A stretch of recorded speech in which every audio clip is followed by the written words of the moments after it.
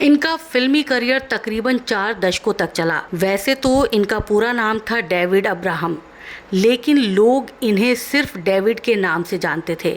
फिल्मों में इन्होंने कॉमेडी की, विलन बने और कैरेक्टर आर्टिस्ट की हैसियत से भी काम किया और अपने काम से ये हर दिल अजीज बन गए। महज 5 फीट 3 इंच की हाइट वाले डेविड अंकल के चेहरे पर हमेशा एक प्यारी सी मुस्कान होती थी। अपनी इसी मुस्कान से इन्होंने अपने फैंस के दिलों में बहुत बड़ी जगह बना ली। 21 जून 1908 को डेविड का जन्म मुंबई के पास ठाणे में हुआ। डेविड को बचपन से ही खेल कूद में बड़ी दिलचस्पी थी। डेविड पहलवानी को बेहद पसंद करते थे और खुद भी एक पहलवान थे। हिंदी और अंग्रेजी भाषा पर डेविड की अच्छी पकड़ थी और शोज़ की मेजबानी भी वो बड़ी ही खूबसूरती से किया करते थे। एक वक्त पर डेविड की एंकरिंग भारत की एलीट क्लास में बेहद पसंद की जाती थी और डेविड केवल फिल्म फेयर ही नहीं बल्कि और भी कई सरकारी और गैर सरकारी कार्यक्रमों की एंकरिंग भी किया करते थे। डेविड को एंकरिंग करने के लिए विशेष तौर पर बुलाया जाता था। डेविड पढ़ाई लिखाई में भी बहुत बढ़िया थे। स्कूल के दिनों में इन्हें बढ़िया स्टूडेंट होने का खिताब मिला था। इनकी शुरुआती पढ़ाई हुई थी सेंट जोसेफ स्कूल बॉम्बे से। बॉम्बे यानी मुंबई के ही विल्सन कॉलेज से इन्होंने BA LLB किया था। डेविड तो चाहते थे कि स्पोर्ट्स में ही अपना करियर बनाए, लेकिन अपने बड़े भाई शेलोम के कहने पर इन्होंने LLB किया था। डेविड के पिता का नाम अब्राहम था और इनकी माता का नाम था दीना।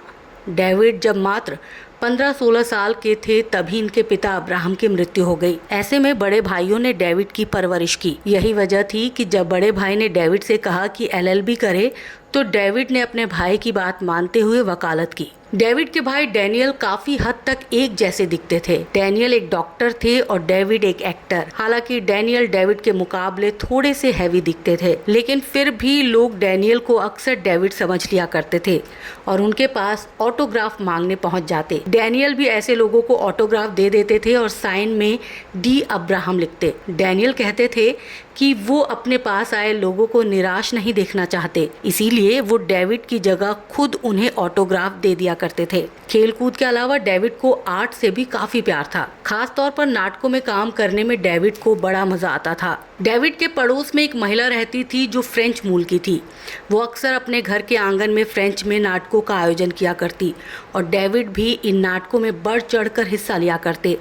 माना जाता है कि यही वो वक्त था जब ये तय हो गया कि डेविड भविष्य में एक्टिंग में ही अपना मुकाम बनाएंगे। इन्हीं फ्रेंच नाटकों में ही डेविड पर एक शख्स की नज़र पड़ी जो फिल्म डिवीज़न से जुड़ा था। उसी इंसान ने डेविड को फिल्मों में काम करने का ऑफर दिया और डेविड ने भी खुशी खुशी ये ऑफर स्वीकार कर लिया। शुरुआत में डेविड के परिवार को उनका ये फैसला जरा भी पसंद नहीं आया। डेविड के भाइयों को डेविड पर काफी गुस्सा आ रहा था। उस दौर में वैसे भी माना जाता था कि अच्छे घरों के लोग फिल्मों में काम नहीं करते। घर में इस बात को लेकर काफी हंगामा हुआ, लेकिन डेविड अपनी जिद पर अड़े रहे और जरा भी टस से मस नहीं हुए। आगे चलकर जब डेविड फिल्मों में कामयाब हुए तो उनके घर वालों का गुस्सा गर्व में तब्दील हो गया। डेविड का फिल्मी सफर शुरू हुआ जंबो द एपी मैन नाम की फिल्म से, जो साल 1937 में रिलीज हुई थी। पहली फिल्म के बाद डेविड बतौर कैरेक्टर आर्टिस्ट काम करते रहे। इन्होंने कई फिल्मों में काम किया, लेकिन इन्हें पहचान मिली साल 1954 में रिलीज हुई फिल्म बूट पॉलिश से। डेविड के इस किरदार के लिए उन्हें Filmfare best actor in supporting role के पुरस्कार से नवाजा गया। इतना ही नहीं, बूट पॉलिश नाम की ये फिल्म कांस फिल्म फेस्टिवल में भी प्रदर्शित की गई। कहा जाता है कि देश के पहले प्रधानमंत्री पंडित जवाहरलाल नेहरू भी डेविड के फैन थे। खास तौर पर डेविड की एंकरिंग पंडित नेहरू को बहुत पसंद थी। पंडित नेहरू की मांग होती थी कि सभी सरकारी कार्यक्रमों का संचालन डेविड ही करे। साल 1969 में भारत सरकार ने भी फिल्म क्षेत्र में उनके योगदान के लिए उन्हें पद्मश्री पुरस्कार से सम्मानित किया। इतना ही नहीं, डेविड पूरे 50 सालों तक महाराष्ट्र वेट लिफ्टिंग फेडरेशन के प्रेसिडेंट रहे। साथ ही लगभग 35 सालों तक ये इंडियन वेट लिफ्टिंग फेडरेशन के वाइस प्रेसिडेंट भी रहे। मुंबई के परेल में डेविड का एक पुश्तैनी मकान था। इनका सारा परिवार वहीं पर रहता था, लेकिन डेविड रहते थे चर्च गेट के पास मौजूद क्रिकेट क्लब ऑफ इंडिया में। डेविड को यहाँ पर एक पर्सनल रूम अलॉट किया गया था। उनके रूम और उनके आसपास के इलाके को उस वक्त डेविड कॉर्नर कहा जाता था। David cricket club of India के उन शुरुआती मेंबर्स में से एक थे जिनके पास इसकी लाइफ टाइम मेंबरशिप थी। आज के ज़माने में डेविड को हिंदी फिल्म इंडस्ट्री ने भुला ज़रूर दिया है, लेकिन अब भी जब लोग किसी फिल्म में डेविड को देखते हैं तो उनकी अदाकारी के फ़ैन हो जाते हैं।